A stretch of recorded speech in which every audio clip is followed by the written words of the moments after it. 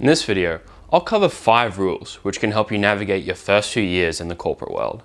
If you practice these, leaving a good impression on your boss and colleagues will be much easier, and you'll be better equipped to deal with challenges that might stump other graduates. Hi, I'm Damian, and I took my first full-time corporate job in 2017 as a business analyst. The rules I'm going to share with you are things I didn't know or didn't fully understand until a few years into my career. Following these rules would have made my first few years much simpler. So without further ado, let's get started. So rule 1 is that you're the CEO of your own career. It's not your parents, not your colleagues, not your professors at university. So as CEO of your career, you need to decide the things that you care about in your career, right? Some things to consider might be, how much control do you want over your work? For some creative people, they might struggle with having to do the same thing over and over again and being told what to do all the time. It's not necessarily going to be like that in your career, but in your junior years, it's probably going to be like that. Another thing is pay, right? How much money do you want to make? Some people actually prefer money above everything else. So they don't necessarily care if they're passionate about what they do. So another thing you might want to ask is, what kind of impact do you want to have, right? Do you want to change the way a certain industry does business, for example? Or is your impact more local? So maybe you're just trying to give your kids a better life. And also talent, right? So how good are you at this? As a graduate, maybe you don't know whether you're good or not, but you're going to figure out within a little while whether something is suited to you or not. The values in your career might also change over time. So you might have started in your career as someone who's doing it because they're passionate about something, but over time you might have other reasons. So the person who started for passion, for example, might be more interested in making money now. So in my opinion, and the opinion of others that I've seen, a good job or a good career can come down to 3 things. 1, are you interested in what you're doing? 2, are you good at what you're doing? And 3, are you getting paid well enough for what you're doing? It's actually quite simple, but it can take a lot of people a while to find these 3 things. Rule 2 is that you are replaceable. It's not a matter of if you can be replaced, but how easily you can be replaced. You see, corporations, particularly large corporations, are designed to keep people specialized, meaning that like a cog in the machine, you can be swapped out and swapped in if need be. That helps the company function over a long period of time successfully. You might be someone who has a dream job, right? You have amazing coworkers, you have an amazing boss, you love what you do every day. And that's fair enough. But at the end of the day, what you're doing is providing your labor in exchange for some kind of financial reward. So in tough times, companies often look to reduce the size of their workforce in order to make them financially viable. And there's sort of 2 ways that they can go about that. One of them is that they perceive that a certain group of people or one person is not providing enough value to the company, and therefore they need to be let go. But it could also be something that's a little more indiscriminate. So they've got 100 people at the company and they need to get rid of 10.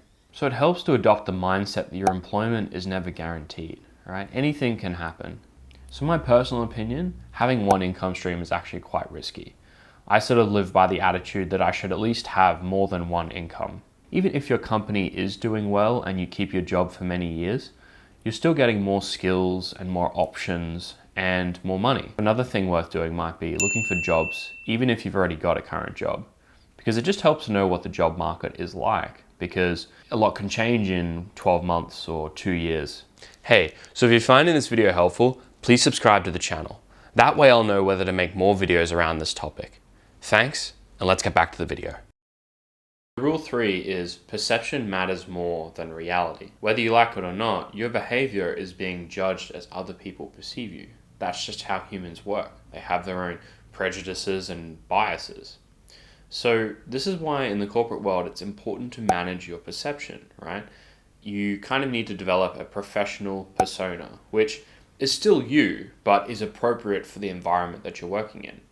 And that might require a bit of adjustment as a graduate because you're used to being so free. I will add a caveat to this that some people's opinions of you matter more than others, right? For example, your boss. So having a professional persona can have a positive impact on your career prospects. Not only can it help you with promotions, but it can help you get things done. And normally in bigger organizations, there's more collaboration required between different teams. So that also means that there's more opportunities for things to go wrong. So you can be really helpful in that regard. And a bad impression that you leave can inhibit your ability to get promoted, or people might just not want to work with you. So that's something to consider. I will say this though, if you provide enough value, it doesn't matter as much whether people like you or not.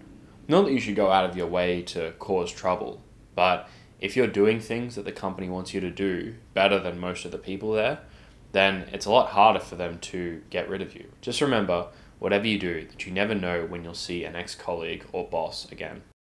4 is you are justified through results and paid by time.